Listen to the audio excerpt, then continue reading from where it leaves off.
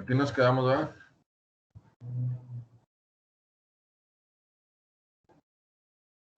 No, doctor, estábamos hablando de las complicaciones de fractura de miembro superior, de húmero ¿De qué? proximal. De húmero proximal. Pues esta es, ¿y qué era? Lo de necrosis, la pseudoartrosis.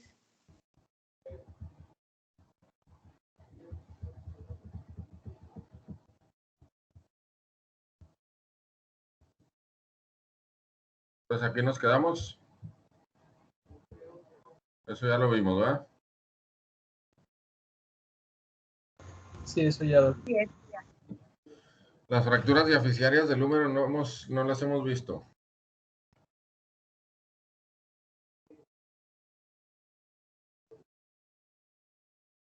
Entonces, a partir de aquí,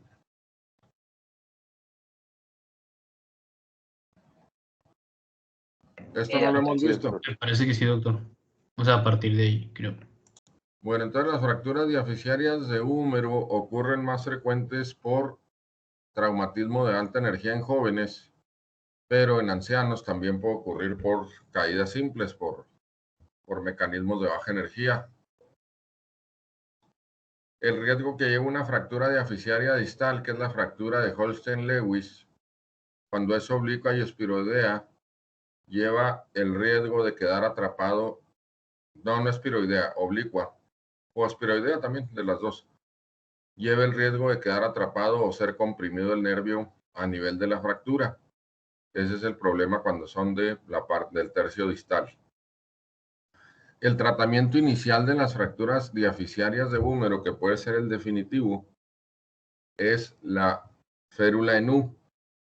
Férula en U y posterior. Le ponemos primero esta férula en forma de U y luego ponemos una que va por detrás hasta la mano, braquipalmar. Con esto tratamos de mantener la fractura reducida y en muchas ocasiones puede llegar a ser el tratamiento conservador.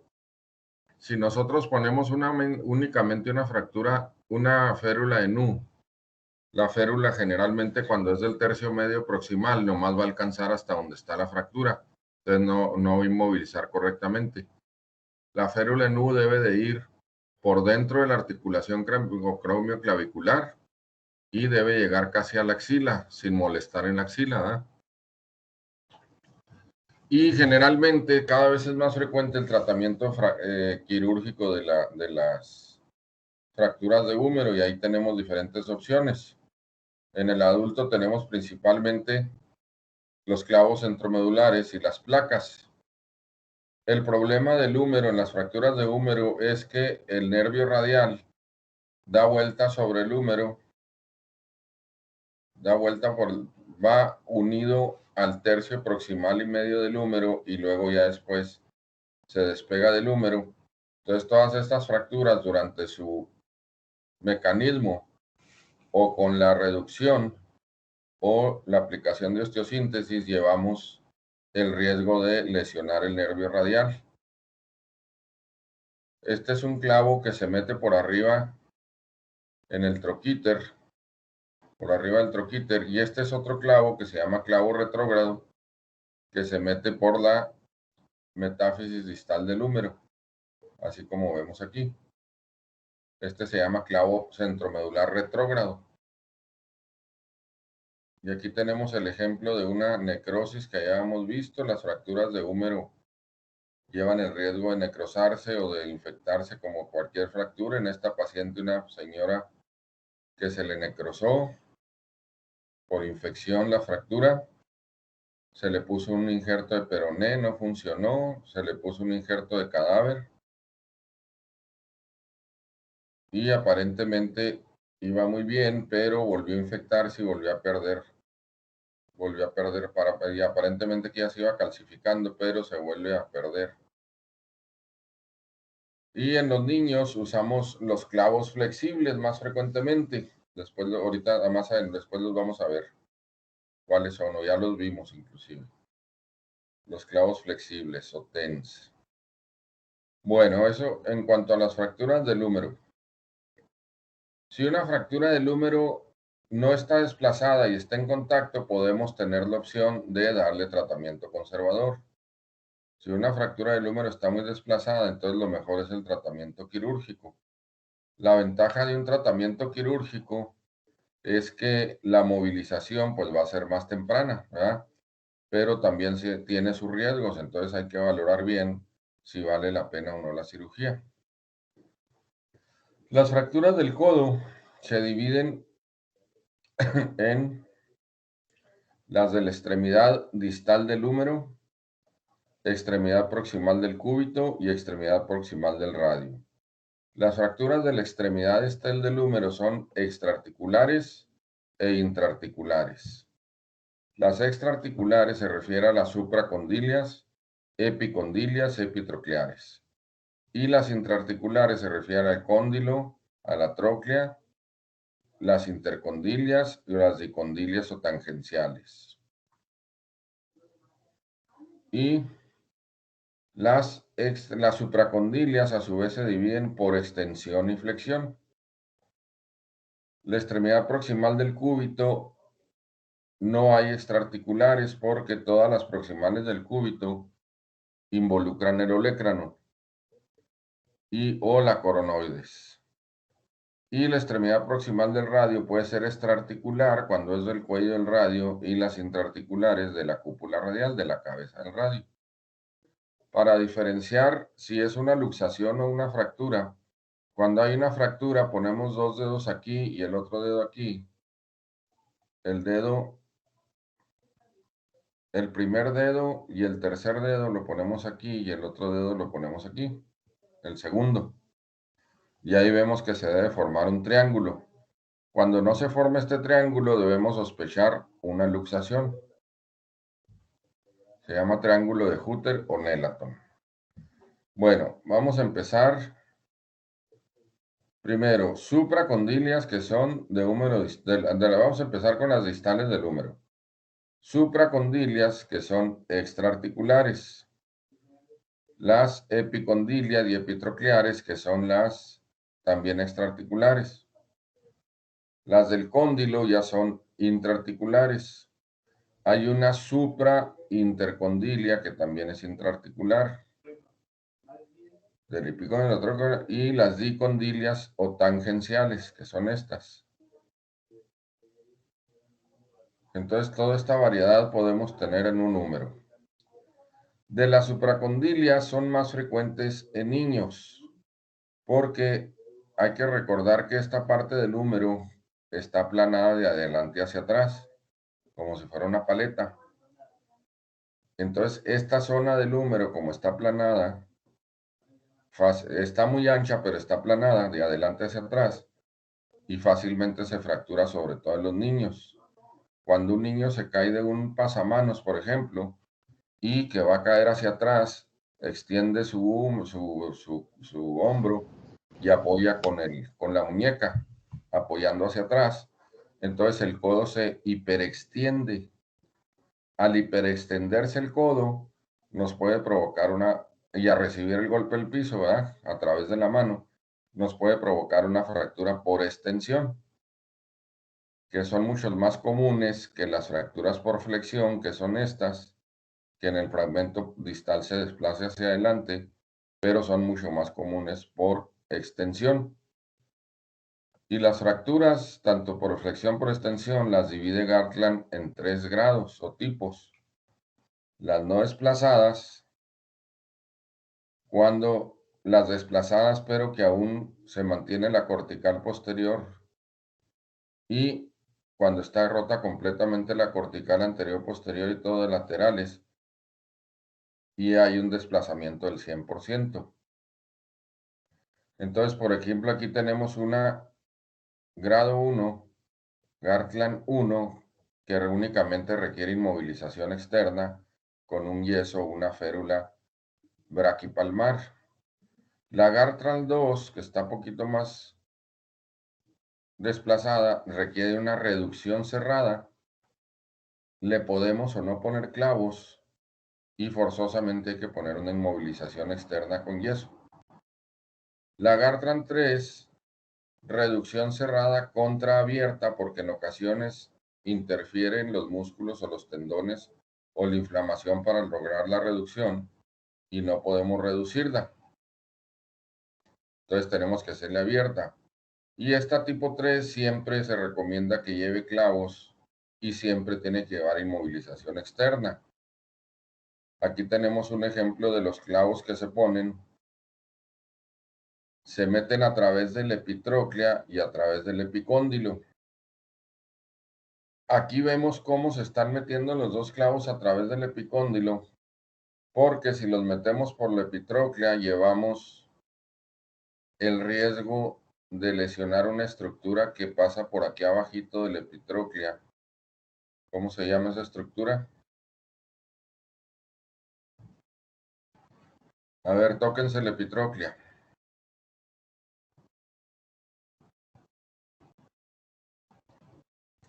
La epitróclea está en la cara medial del codo. Tóquense la epitróclea y luego tóquense más abajito. ¿Qué pasa por ahí? El nervio. El nervio mediano. ¿Nervio qué? Mediano. No, hombre, Es el ulnar. un cubital, exactamente. Entonces, si no queremos llevar ese riesgo, por ejemplo, cuando está muy inflamado el codo y no podemos tocar la epitróclea, podemos meter los dos clavos por el lado radial. Aquí tenemos una Garland 3 fijada con clavos, nomás que estos clavos están demasiado gruesos. Deben de ser clavos delgados para que no dañen la fisis. En el adulto es muy frecuente que haya fracturas conminutas distales del húmero. Entonces requiere diferentes técnicas de fijación. Hay placas anatómicas y placas como esta. ¿Cómo se llama esta placa?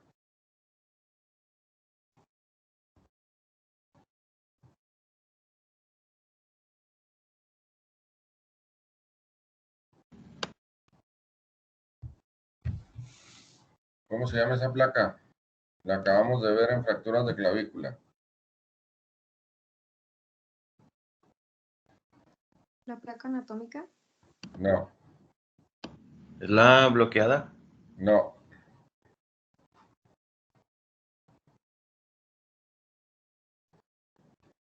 Placas de reconstrucción. Acuérdense que dijimos que tienen estas muescas y nos permite moldearla en diferentes direcciones. ¿Y este tornillo cómo se llama?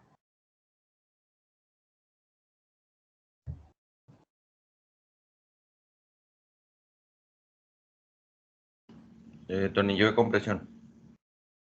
Tornillo de compresión interfragmentaria, muy bien. Y esto son unos clavos que van unidos a un fijador externo que nos sirven para mantener alineada la fractura mientras ponemos el material interno. Y en ocasiones se puede dejar el fijador, pero casi siempre nomás lo usamos mientras logramos hacer la fijación.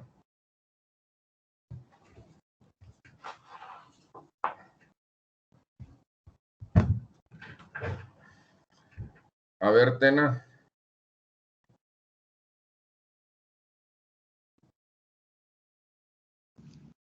Sí, doctor. Tena. ¿No vino? ¿Me escucho? ¿Me escuchan? Sí. Aquí ¿Qué estoy. fractura es esa?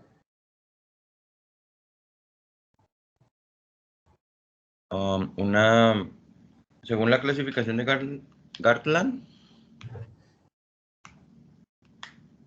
Pues, ¿cuál otra te sabes? es una tipo 1. Andas más perdido que un perro en freeway, tú. Es una supracondilia. A ver, Ibarra.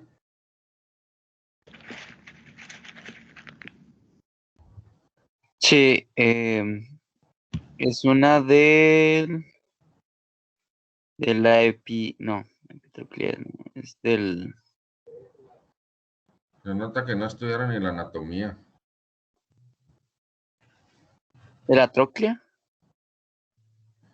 Fractura de la tróclea. ¿Y esto qué es? O que sería un tornillo de compresión intrafragmentaria. interfragmentales. Aquí vemos que este tornillo únicamente tiene rosca en la punta y este vástago es liso. El vástago liso va a quedar en el fragmento de la fractura, ¿sí? En el desplazado. Por lo tanto, como aquí no tiene rosca y aquí sí, entonces va a tener el efecto de traccionar al fragmento, ¿sí? Tirafondo, que se llama. Martínez, Sí, doctor. a ver, dime qué es eso. Sería una fractura de la epitróclea. Fractura de la epitróclea. ¿Y esto qué es? Ese tornillo alargado, imagino que es un tornillo de compresión. ¿Y esto? Esa aguja, ¿no son las agujas de Clavos de Kirsch? Kirchner. Sí, agujas le dicen los gringos. Clavos de Kirchner. Clavos de Kirsch. Entonces, Sí, este tornillo nos va a servir para darle compresión, pero como aquí se insertan los músculos epitrocleares, puede rotar fácilmente el fragmento si únicamente le ponemos un tornillo. Entonces, se usan poner o dos tornillos o un tornillo de compresión y un clavo antirrotacional, ¿sí? Para que no vaya a rotar el fragmento. Bueno, aquí tenemos una fractura de la epitróclea con cóndilo intraarticular. Y aquí vemos cómo se hace la fijación con un tornillo con rosca aquí al final para que haga compresión.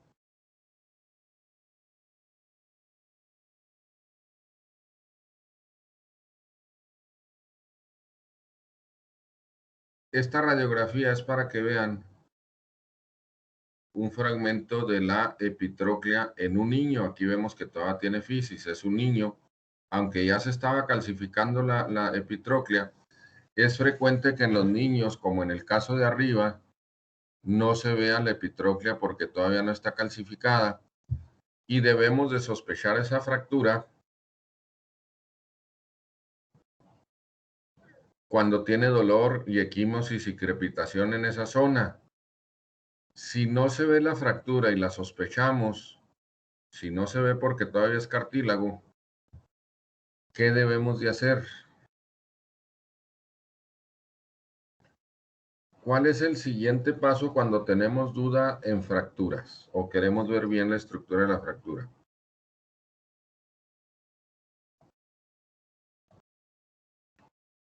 ¿Cuál sería el siguiente paso para ver mejor? Una tomografía, doctor. Exactamente, una tomografía. Entonces, en este caso, cuando no vemos la fractura y la sospechamos, le podemos poner una tomografía.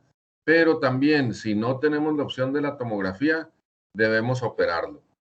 Ante la sospecha de una fractura de epitróclea y datos clínicos, debemos operar al niño porque si no, va a quedar con una disfunción de ese codo de por vida. ¿Sí? Aquí pues sí se alcanza a ver, ¿verdad? Ya desde este momento pues es quirúrgico. Aquí tenemos otra fractura que abarca la tróclea y la epitróclea y aquí tenemos un tornillo de compresión y otro tornillo que no es de compresión, nomás es antirrotacional. Cuando se trata de las fracturas de los cóndilos en su parte más distal, a veces es difícil diferenciar en las radiografías laterales si se trata del cóndilo o se trata de la tróclea. ¿Sí? Por ejemplo, aquí no podemos saber exactamente si es de cóndilo o tróclea, a menos que las ayude la... Bueno, aquí tenemos una de el cóndilo con dos tornillos. Esta es una multifragmentaria que es más frecuente en el adulto. Y aquí vemos cómo se fija con clavos y con tornillos de compresión interfragmentaria. Y este tornillo, ¿en dónde está este tornillo?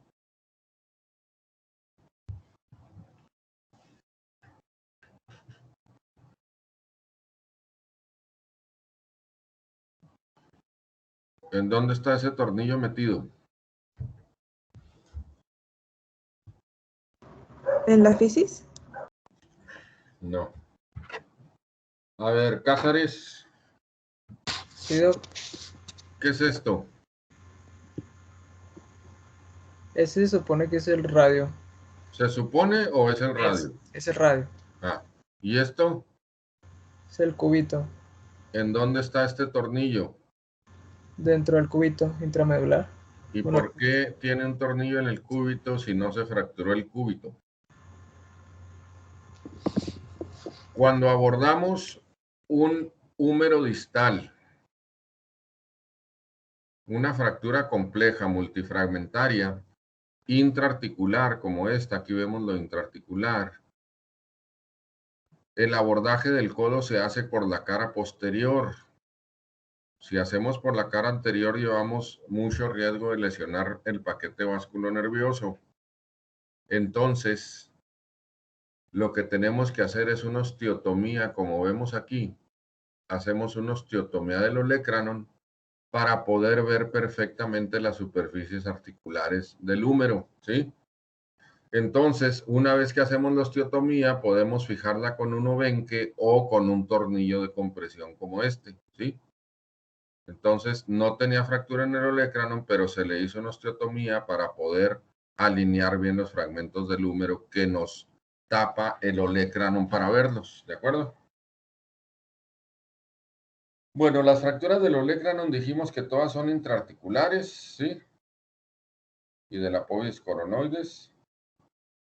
Cuando no están desplazadas, se les puede dar tratamiento conservador. Cuando están desplazadas, hay que hacer osteosíntesis. La osteosíntesis que más se utiliza es esta, que utiliza el principio de compresión o de tirante. Fíjense bien en este dibujo cómo al momento de flexionar el codo, la fractura se va a cerrar. ¿Ven estas flechitas? Cuando flexionamos el codo y que el tríceps traccione el olecrano, la fractura no se va a abrir de atrás porque tiene este cerclaje y va a haber compresión. Entonces, cuando hacemos esta fijación, casi podemos darle inmediatamente movimiento al paciente. Entonces, cuando nosotros amarramos un hueso con un alambre, se llama un cerclaje. Cuando ese cerclaje lo utilizamos para el principio de compresión, entonces se llama obenque, que quiere decir tirante, que son los tirantes que iban de los mástiles de los barcos al barco, ¿sí? Esos son los tirantes y en la marina le llaman obenque y nosotros le llamamos obenque también, ¿sí? Y estos clavos nos sirven para mantener la fijación y al mismo tiempo para sostener el obenque en la parte proximal. Perforamos el húmero, perdón, distal, perforamos el cúbito en la parte proximal, por ahí pasamos el alambre y hacemos el obenque, ¿sí? Entonces, el obenque es utilizar el principio de tirante cuando hay flexión de la articulación. Se utiliza mucho en la rótula y en el olecrano, ¿de acuerdo? A ver, Gómez Oriano. Sí, aquí estoy. Entonces explíqueme lo que es un obenque. Es la fijación con los alambres para cuando hay flexión y los usan en la rótula. ¿Y esto es una rótula? Bueno, se utiliza comúnmente en la rótula. No. ¿En dónde se utiliza? ¿Qué es eso? ¿Esto es una rótula? No, Entonces, en áreas de flexión, ¿cuál es? como el codo. ¿Qué parte del codo, doctora? ¿De qué estamos hablando? Ahí dice arriba. Del olecranon. Pues sí. Entonces, si usan fracturas más frecuentes del olecrano ahora, explíqueme bien entonces qué es un tirante. Cuando se fija en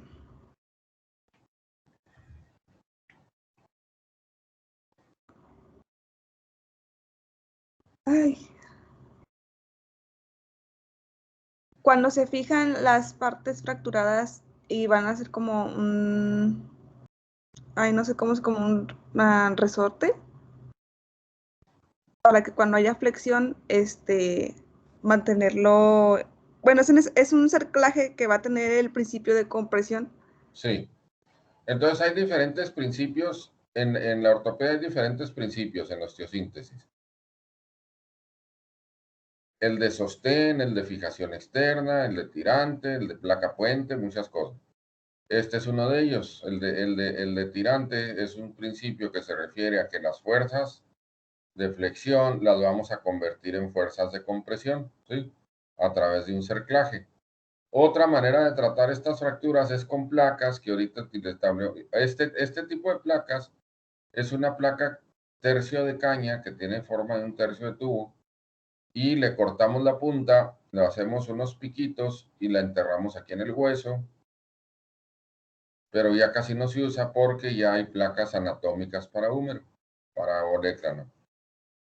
Entonces aquí tenemos una fractura desplazada del olecranon y aquí tenemos, utilizando el principio de cerclaje, ya vemos bien cerrada la fractura y podemos inmovilizar inmediatamente al paciente. Bueno, vamos a pasar a las fracturas de la cabeza y del cuello del radio. Si nosotros tocamos en la parte externa del codo la cabeza del radio, tóquensela y denle vuelta pronosupinación a su antebrazo y ahí van a sentir cómo gira la cabeza de su radio abajo de su dedo. ¿Sí? ¿La sienten? Sí, doctor. Bueno, cuando hay un dolor exquisito en esa zona debemos sospechar la fractura. Es común que vaya corriendo una persona y luego ve una pared, extiende los brazos, se detiene de la pared con el brazo extendido, con la palma de la mano, y la tracción se transmite a través del radio y puede llegar a fracturar el cuello o la cabeza, o en una caída o un golpe directo, ¿verdad? Hay diferentes tipos de fracturas. No desplazadas, desplazadas más de 2 milímetros, con minutas y con luxación de codo. Tipo 1, no desplazada. Estamos hablando del cuello primero. Tipo 2, desplazamiento lateral menor del 50, angulación menor de 30. Como esta. Tipo 3, aún con contacto, con angulación mayor de 30. Y tipo 4, sin contacto de los fragmentos, o sea, completamente desplazada. Entonces, ¿qué nos interesa en las fracturas del cuello? El desplazamiento que tenga y la angulación. Si tiene más de 30 grados de angulación o desplazamiento mayor de 50%, requiere de tratamiento. Se puede hacer una reducción cerrada, ¿sí? Y fijarla con clavillos, o podemos hacer una reducción abierta con placas especiales anatómicas para húmero, para radio. Ahora, las fracturas de la cabeza, tipo 1, no desplazada, o desplazamiento menor de 2 milímetros. Cuando tenemos un desplazamiento mayor en una superficie articular, Fernández a la una. Aquí estoy, doctor. ¿Qué va a pasar cuando tenemos un desplazamiento importante en una superficie articular?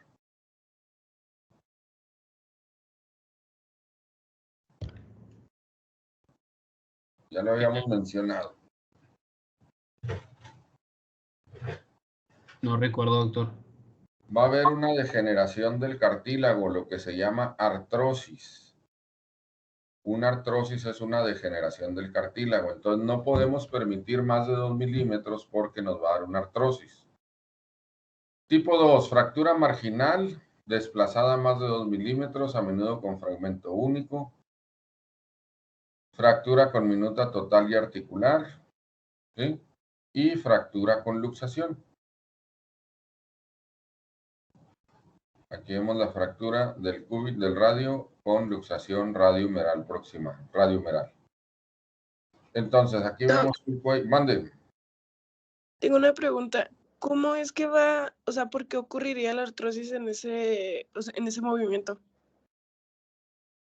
Porque la superficie articular ya no va a ser lisa y al estar rozando el cartílago sano del húmero con el cartílago que ya tiene bordes en el radio, eso va a producir el desgaste eso va a producir el desgaste del Del cartílago. Sí. Ah, ok, por el rozamiento. Cualquier Ok. articulación que esté mal alineada o que tenga defectos de su superficie nos puede provocar una artrosis en un buen tiempo, ¿verdad? En años. Entonces es una causa mecánica, ¿sí? Fractura del cuello del radio, aquí vemos una bien alineada, una con unos cuantos grados de angulación, pero esta ya tiene más de 30 grados, esta sí requiere tratamiento. Puede ser reducción cerrada o puede ser reducción abierta. A ver, Calvillo.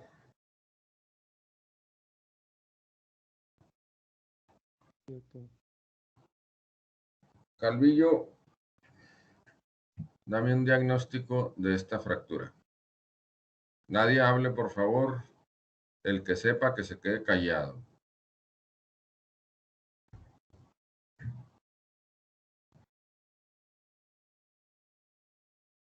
Palacios.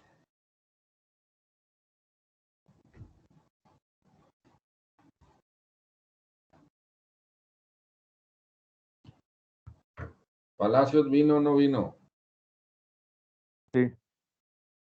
Diagnóstico.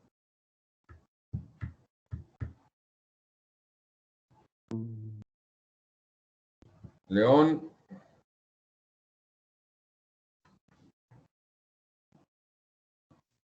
León. ¿Vino o no vino? Sí, aquí estoy. Diagnóstico.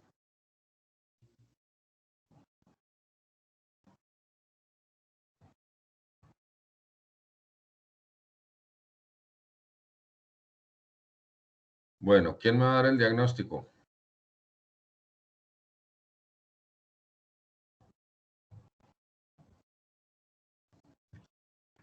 ¿Qué es esto?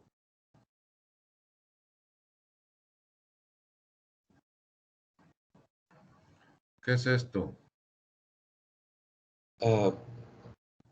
¿Una fractura de la cabeza del radio? No. ¿Esto que estoy señalando? ¿O el diagnóstico? ¿Qué es esto? ¿Qué ¿Es el cóndilo? ¿Eh? ¿Eso? ¿El cóndilo? No, el cóndilo es este. ¿Qué es esto? Es el epicóndilo. ¿Qué es esto? La ¿Esta troclea. rayita qué es? No, tan buenos para internistas ustedes. ¿Esto qué es esto? Pues la fisis, hombre, pues ¿qué no están viendo? Es un niño. Ahora sí, ¿qué es esto?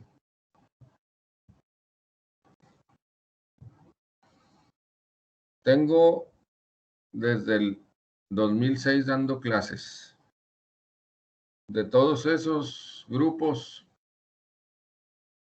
y son dos por año, nomás como 4 grupos me han contestado esta pregunta y es un tema que ya vimos. ¿Qué es este triángulo?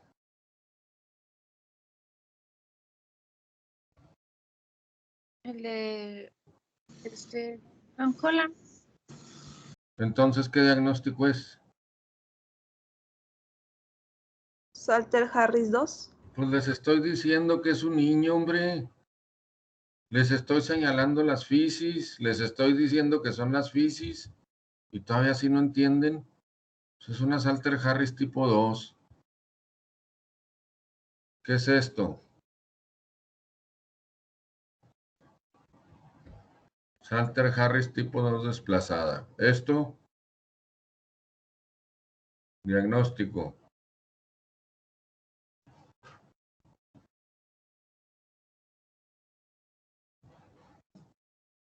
Dios mío de mi vida, ¿qué es este triángulo? Es igual de Thurso Holland. Thurso Holland. Pues entonces, ¿qué diagnóstico es? Patrick Harris 2. Pues sí, hombre. ¿Y esto?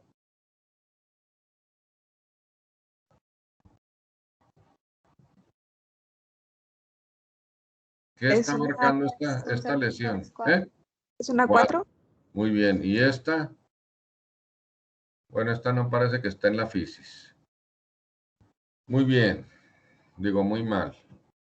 En una radiografía AP podemos ver que el fragmentito casi no desplazado, pero le tomamos una lateral y vemos un fragmento grande con desplazamiento mayor de 2 milímetros. Si no reducimos este fragmento y lo fijamos, el radio se va a ir luxando poco a poco, ¿sí? Lo vemos en la siguiente consulta y ya está luxado. Los métodos de fijación, podemos usar tornillos o podemos usar placas anatómicas. Y esta luxación se las puse porque es frecuente que ocurran fracturas. Hay 2 fracturas que pueden ocurrir aquí durante la luxación. En el momento que se luxa, como aquí abajo, puede empujar la cabeza del radio y fracturar el cuello o la cabeza, ¿sí? Y también se puede fracturar la apófisis. Entonces, esto puede ocurrir cuando la apófisis coronoides. Esto puede ocurrir cuando se luxa o al momento de realizar la reducción, como vemos aquí arriba. Realizamos la reducción y estamos empujando la cabeza del radio hacia atrás. ¿La ven? Aquí está. Entonces, cuando hagamos una reducción de una luxación de codo, debemos de tomar siempre una radiografía después de la reducción para ver si no tenemos una fractura. Puede ser fractura de la apófisis coronoides o puede ser fractura del cuello o de la cabeza del radio. Bueno, ¿alguna pregunta acerca del codo?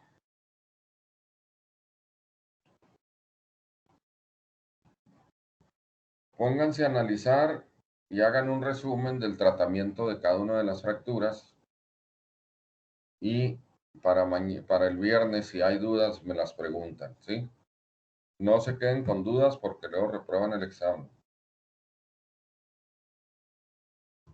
Bueno, vamos a pasar a las fracturas diaficiarias del radio. Las fracturas diaficiarias del radio en menores de 12 años generalmente no se hace quirúrgico a menos que estén desplazadas y no logremos su reducción o sean muy inestables. Lo que más se utiliza antes de los 12 años es los clavos TENS, o sea, estos. Esto no es una boa que se tragó un elefante, es la metáfisis, la epífisis.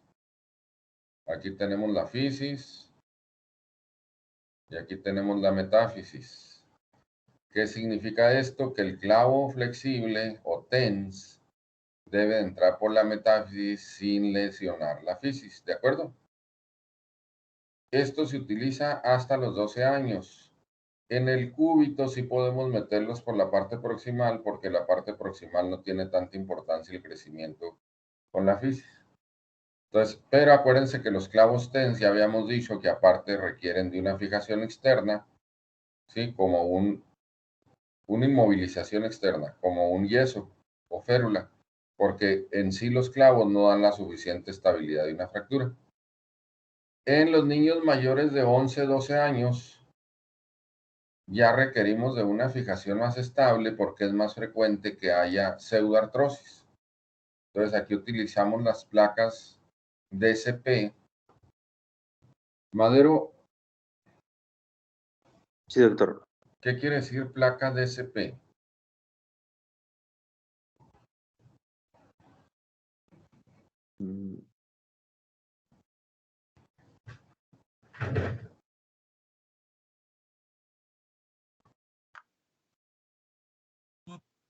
Bailón.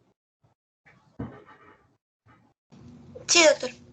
¿Qué quiere decir placa DSP? Es una placa de compresión dinámica. Sí, ¿cómo funciona? Se usan tornillos que no están bloqueados Ajá. para que si hay algún movimiento hacen,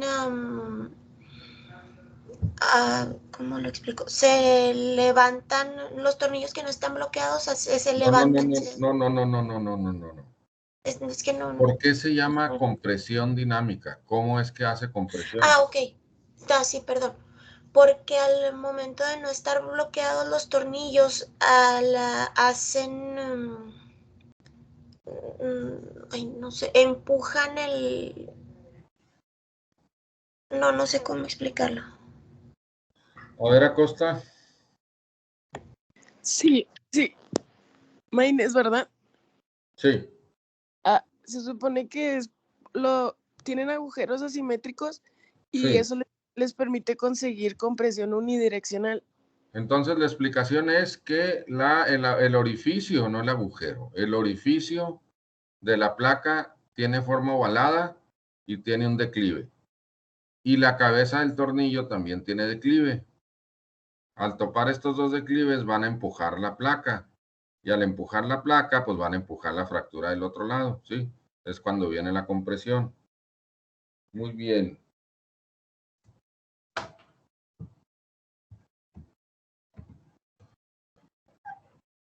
En el radiocúbito tenemos dos fracturas, que es la fractura luxación de Galeazzi de Montegia. Aquí tenemos la de Montegia, que es una fractura del cúbito con luxación radiohumeral. Esta luxación puede ser posterior, como vemos aquí, anterior y lateral. Esto requiere de reducción de la luxación con fijación de la fractura, con una placa, ¿sí? Y la fractura luxación de Galeazzi, generalmente se fractura el radio y se cabalga, y esto provoca que esta articulación, la radio cubital distal, tenga una disrupción, ¿sí? Se luxe. Esto requiere también de una fijación de la fractura y la articulación la vamos a fijar con tornillos o clavos para que cicatrice. Bueno.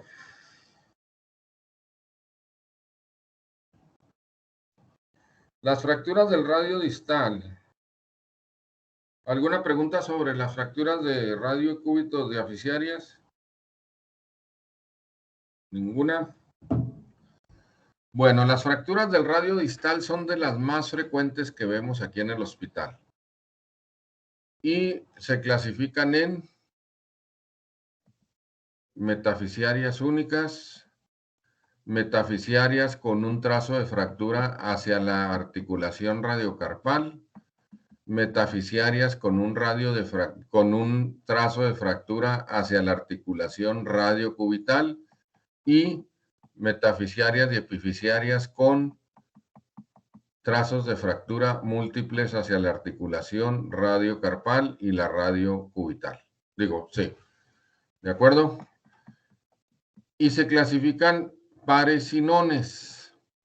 Los nones es cuando no tiene afectado el cúbito y los pares es cuando está afectado el cúbito. Entonces la 1 y la 2 son iguales, pero la diferencia es el cúbito. La 3 y la 4 es la misma fractura, pero la diferencia es la apófisis estiloides del cúbito o el cúbito en general, ¿sí? ¿De acuerdo? Entonces, tipo 1, metafisiaria. Tipo 2, metafisiaria con compromiso de la articulación radiocarpal. Vámonos primero, perdón, tipo 2. A ver, me equivoqué. Otra vez, empecemos. Tipo 1, metafisiaria pura. Tipo 2, metafisiaria pura con compromiso del cúbito. Tipo 3, metafisiaria con fractura hacia el epífisis y a la articulación radiocarpal.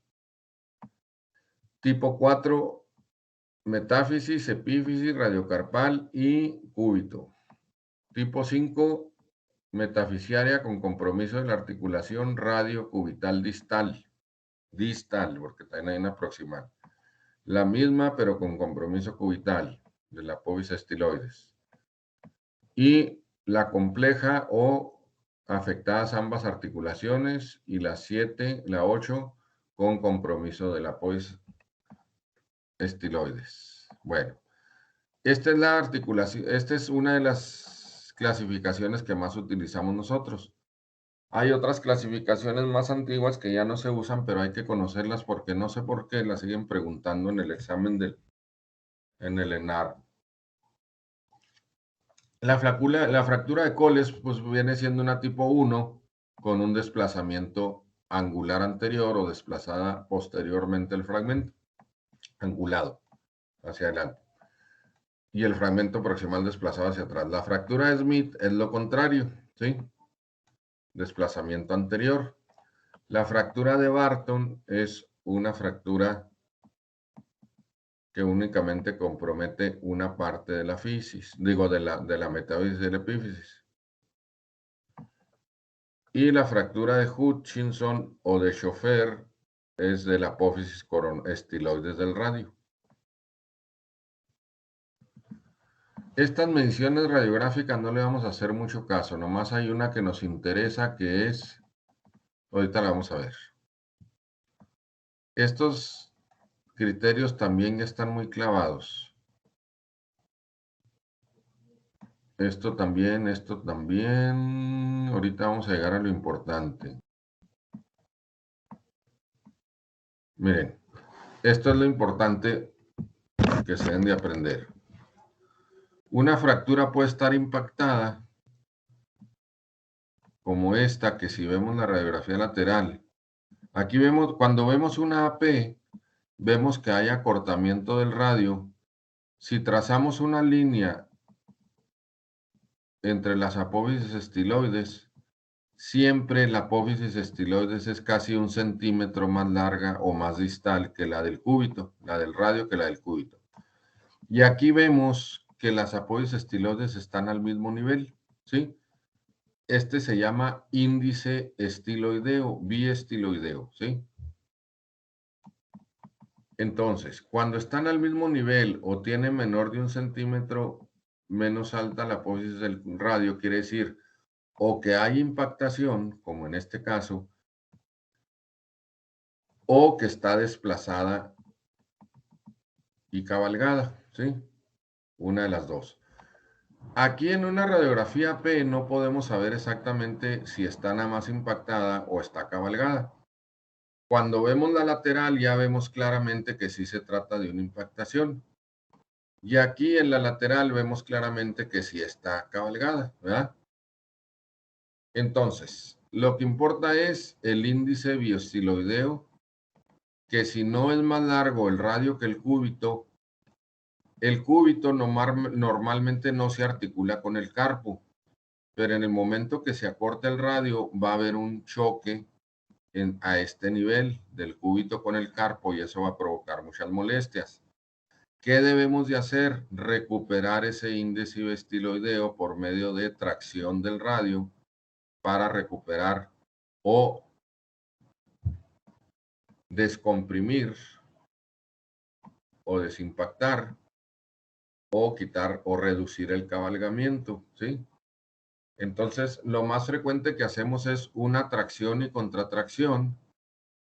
Aquí ya vemos cómo, comparen esta radiografía con esta y vean cómo el estiloide radial ya está mucho más distal que el cubital.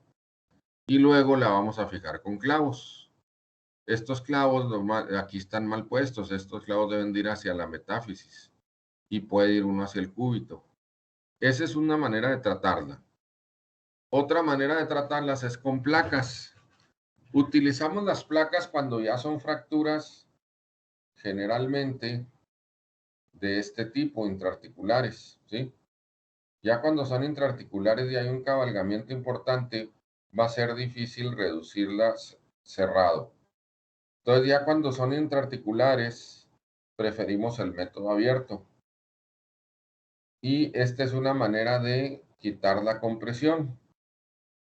Metemos aquí 3 tornillos en la parte distal y este tornillo tiene un agujero ovalado.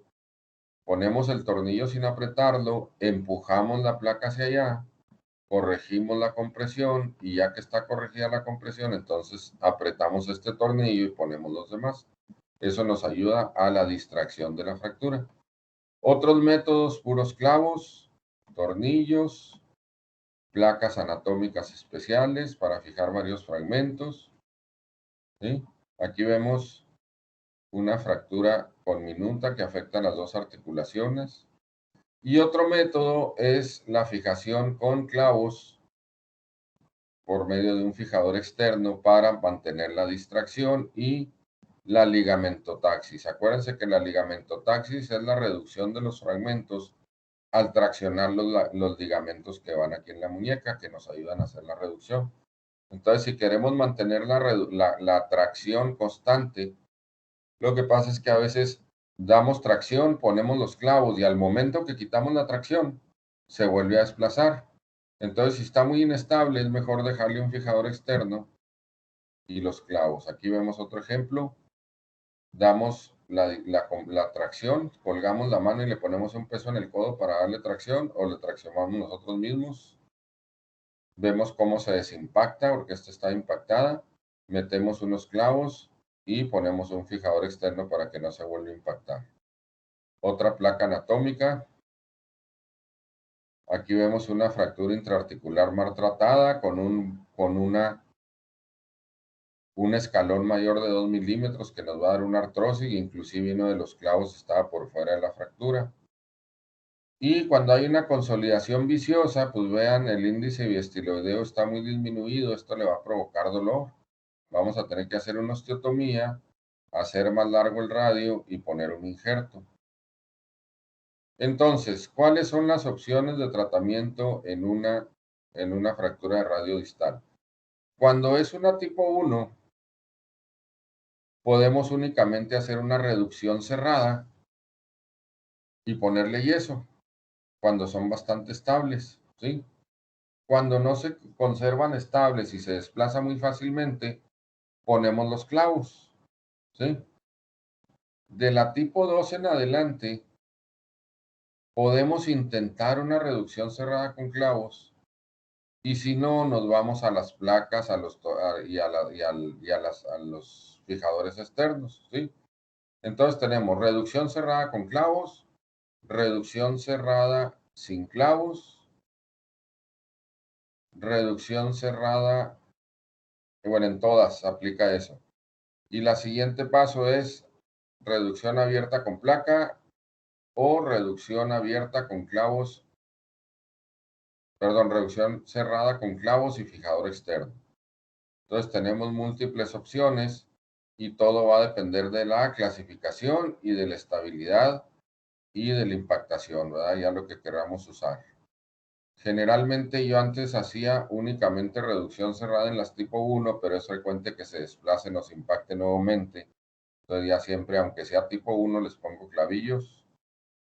Y si llevo mucho riesgo, pues mejor le metemos placa. Muy bien, ahora vamos a pasar a las fracturas del escafoides. Habíamos mencionado anteriormente que la circulación del escafoides era muy especial. Vean aquí cómo llega la articulación, la circulación únicamente al polo distal, ¿sí? Entonces, si tenemos una fractura en esta zona, es muy fácil que se necrose el escafoides. El mecanismo de fractura generalmente es este: caída con la mano en hiperextensión y choca el radio contra el escafoides y ahí lo fractura. Esto ocurre frecuente en motociclistas que van y chocan y salen volando y apoyan con la mano la caída. Hay hiperflexión y viene la fractura.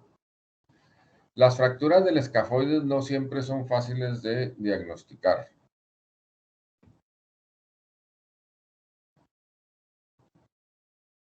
En ocasiones la sospechamos clínicamente porque hay dolor aquí en la tabaquera anatómica, es donde tocamos mejor el escafoides. Si la sospechamos y no vemos radiográficamente nada, como aquí, lo que vamos a hacer es ponerle un yeso por 2 semanas y le quitamos el yeso a las 2 semanas y le volvemos a tomar otra radiografía y va a pasar esto. ¿Por qué? Aquí no se ve y aquí sí. Acuérdense cuando vimos consolidación de las fracturas. ¿Qué ocurría inicialmente?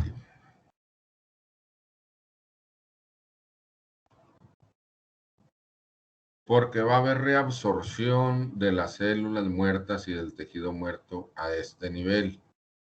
Al haber reabsorción se va a ver mejor el foco de fractura, ¿sí? Una vez que ya tenemos, ahora lo que podemos hacer también, pues pedirle una tomografía, ¿verdad? O una radiografía que se llama amplificada de escafoides, que no es más que separar la mano del chasis para que se vea más grande. Aquí vemos una fractura de escafoides desplazada y estos tornillos que se llaman tornillos de Herbert son tornillos que se les dice también tornillos sin cabeza porque deben de quedar dentro del hueso porque es superficie articular, ¿sí? Bueno, las fracturas de escafoides cuando no están desplazadas, le vamos a poner un yeso para escafoides. Ese yeso debe de ir abarcando la primera falange del primer dedo, la palma, palmar y en desviación cubital y ligera dorsiflexión. Ese es un yeso para escafoides. Entonces debe abarcar la primera falange, debe ir en ligera dorsiflexión y desviación hacia el lado cubital. El problema de las fracturas de escafoides, que son de las fracturas de los huesos pequeños que más tardan en consolidar, puede tardar hasta 12 semanas. Bueno, las fracturas de la mano, anteriormente, cuando no había tantas demandas, utilizábamos mucho poner únicamente clavos. Conforme fueron mejorando el material de osteosíntesis y llegando a nosotros, tenemos ya muchas opciones, placas de mini fragmentos, ¿sí? Con tornillos cada vez más delgados y diferentes placas según la localización de la fractura.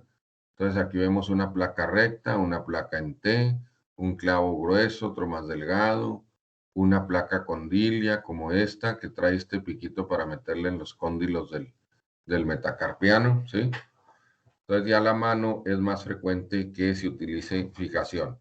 Ahora, ¿cuándo es obligada una fijación en una mano? Cuando se trata de una fractura compleja. ¿A qué se refiere con una fractura compleja de la mano? A una en la que están lesionados también los tendones. Si nosotros tenemos que reparar un tendón, necesitamos darle movimientos pasivos inmediatamente, si no ese tendón se va a pegostear con todos los tejidos periféricos y no lo vamos a poder después mover. Entonces, para poderle dar un movimiento pasivo a esos tendones, y si tiene fractura, pues tenemos forzosamente que fijar la fractura para poder movilizar tempranamente los tendones, ¿de acuerdo? Entonces, eso es una fractura compleja de la mano. Esta fractura es de las más frecuentes, es la fractura de boxeador. Y cuando se angula más de 30 grados posteriormente,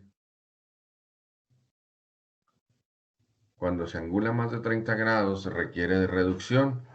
Esta es la maniobra de jazz para hacer la reducción. Empujamos en esta zona el metacarpiano y aquí empujamos hacia atrás para que se reduzca. Y luego podemos poner un yesito que abarque todo esto, o podemos meter unos clavos, o cuando hay mucha inestabilidad, pues podemos inclusive poner una placa, ¿sí? Hay diferentes maneras de tratarla según los gustos de cada quien. Esta es una fractura muy poco común, que es la fractura de la base del primer metacarpiano, que está desplazada y que si no la reducimos fácilmente nos va a dar una artrosis. La manera de reducirla es a veces indirectamente con clavos fuera de la fractura, ya sea hacia... ¿Qué hueso es este?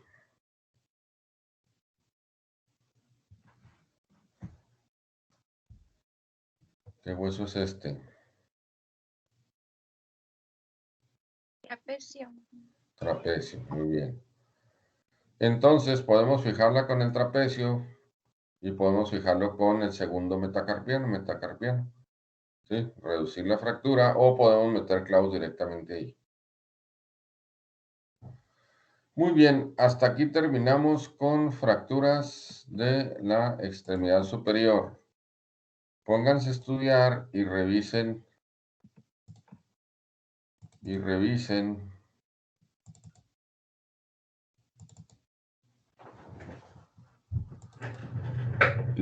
sus dudas para que me pregunten la siguiente clase.